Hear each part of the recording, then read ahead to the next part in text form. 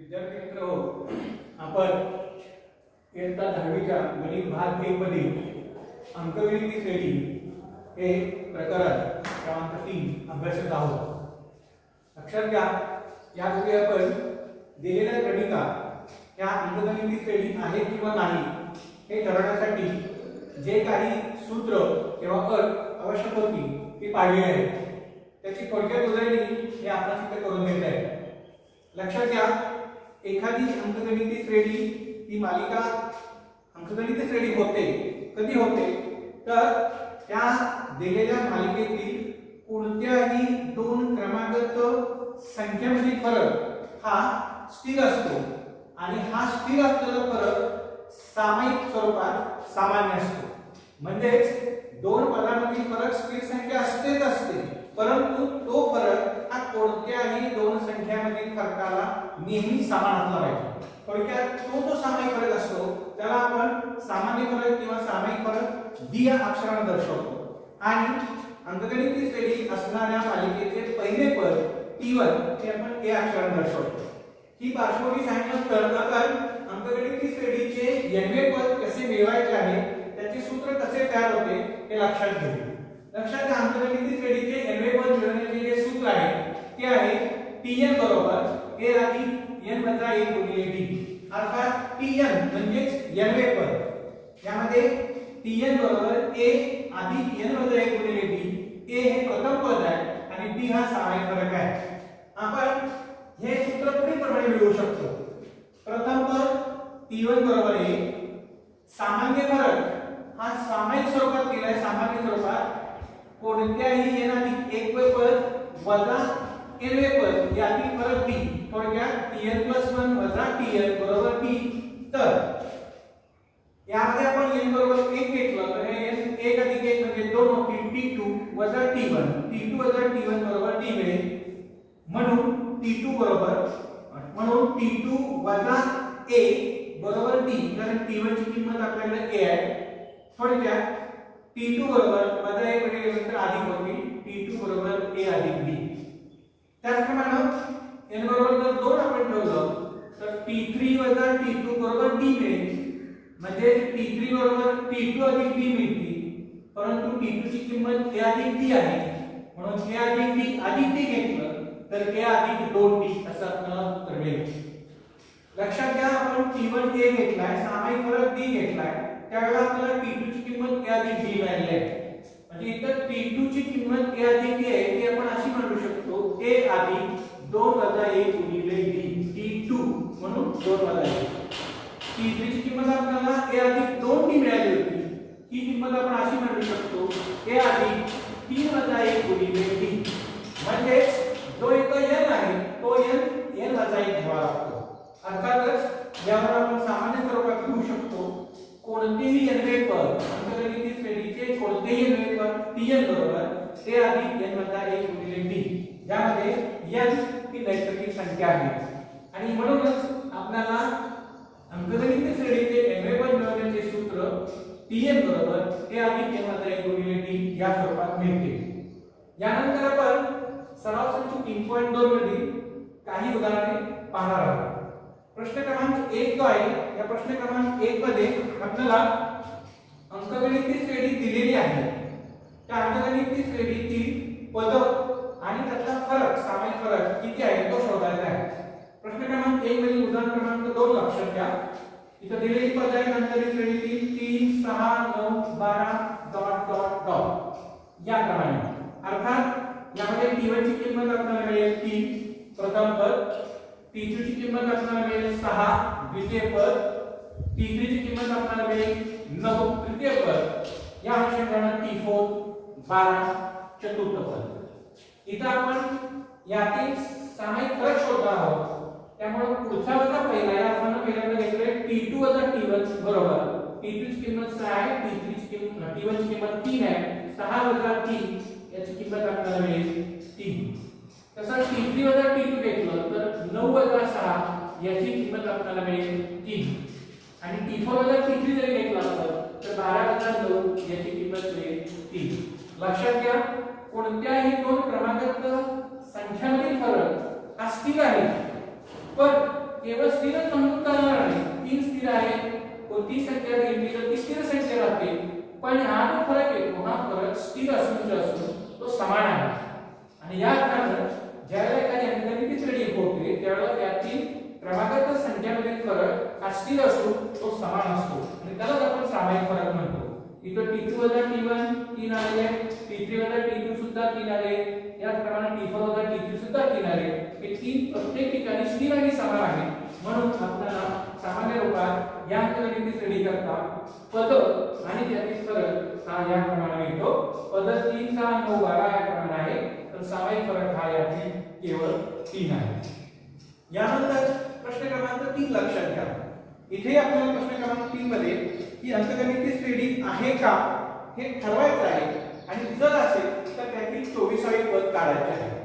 आपण इथे दिलेल्या अंकगणिती श्रेणीमधील पद पहिल्यांदा लक्षात घेऊया.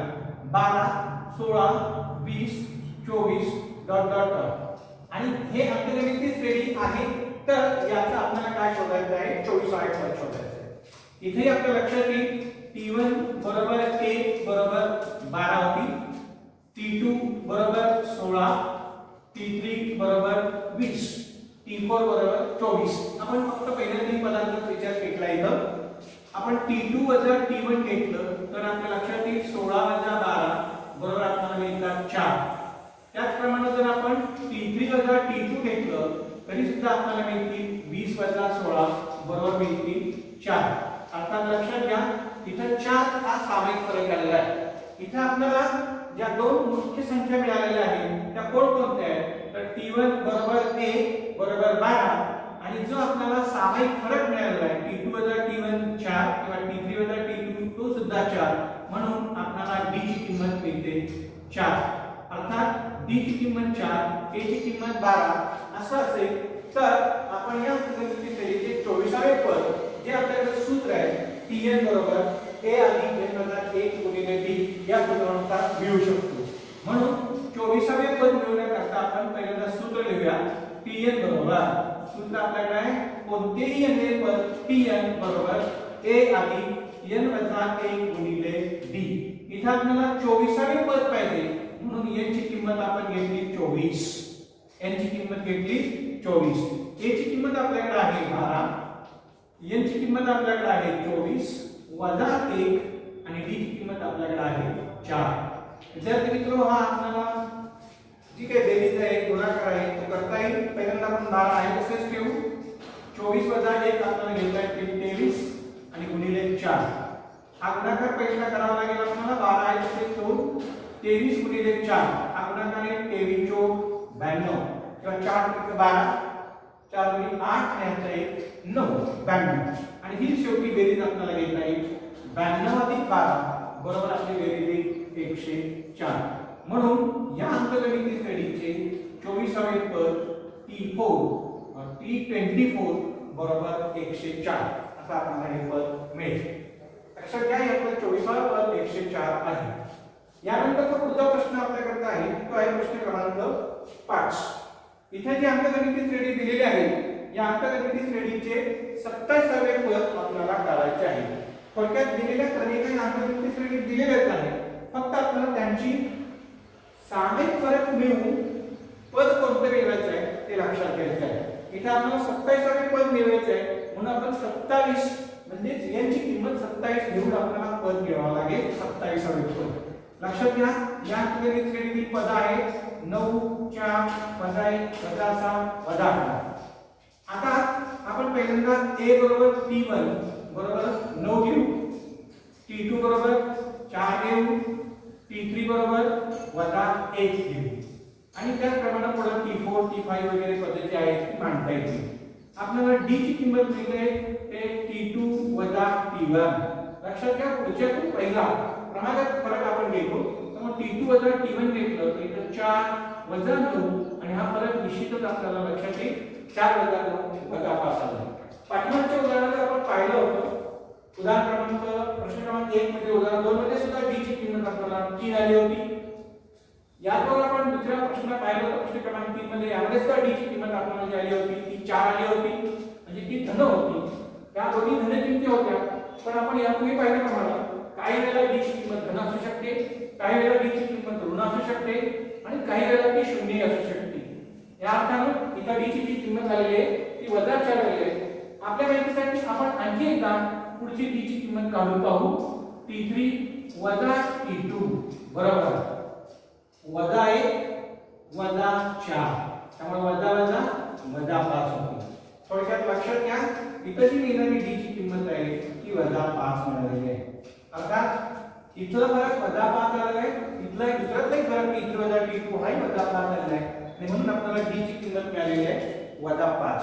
विद्यार्थी मित्रांनो पुन्हा आपण एरिया पदाचं जे सूत्र आहे ते सूत्र पुन्हा मांडू.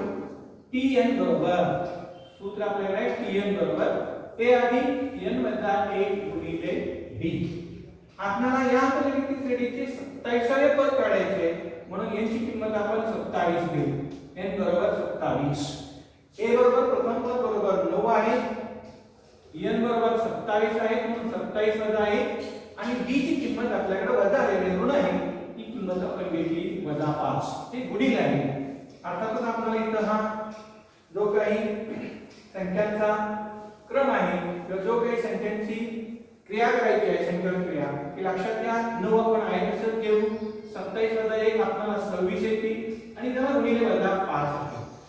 यापुढे आपण हे सोडवत असताना हे 9 आहे तसंच घेतले, इथं अधिक एक वजा आहे पण गुणाकारामध्ये अधिक वजाचा गुणाकार वजा येतो आणि आपल्या लक्षात येईल 26 पंचे 130 किंवा 5 सत्त 30 असे 3 येतील, 5 गुणिले 10 = 13. 9 वजा 130 ही वजाबाकी आपल्याला करता येईल. 9 वजा 130 असं आपण जेव्हा घेऊ त्याला वजा 130 मधून 9 वजा करायचे आणि वजा चिन्ह द्यायचं.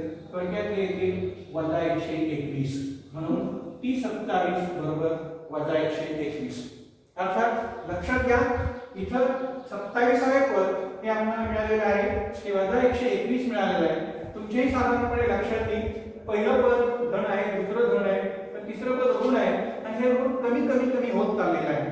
अर्थातच हे कमी कमी होत असल्यामुळं आपल्या लक्षात येईल 27वे पद हे वजा 121 म्हणजे बऱ्यापैकी कमी कमी होत गेलेलं आहे.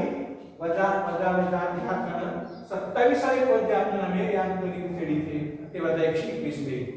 काही तोंडी उदाहरणामध्ये तुम्हाला सांगता येईल याच्यानंतर 28वे पद जर पाहिजे असतील तर यातून आपल्याला आणि वजा 5 करावे लागतील. त्यामुळे ते पुढचे पद मिळेल वजा 126. ठीक आहे, धन्यवाद.